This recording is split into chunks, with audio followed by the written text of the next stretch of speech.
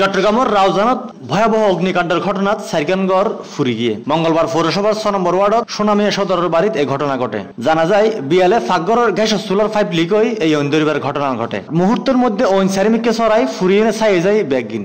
এই ঘটনাত ক্ষতিগ্রস্ত হয় মোহাম্মদ সুমন, বিল্লাল, সোহেল ও মামুনের ঘর তাহা নগদটিয়া, স্বর্ণালঙ্কার, আসবাবপত্র সহ প্রয়োজনীয় জিনিসপত্র প্রায় 20 লক্ষ টিয়ার মতো হয় হইতে বলে জানায় ক্ষতিগ্রস্ত পরিবার। এ বিষয়ে রাউজান ফায়ার সার্ভিস কর্মীও জানায় ঐন্দরিবার খবর পায় তারা ঘটনাস্থলে ছুটি যায়। এরপর স্থানীয় লোকজনের সহায়তায় প্রায় 1 ঘন্টা চেষ্টার পর ওইন নিয়ন্ত্রণতায়।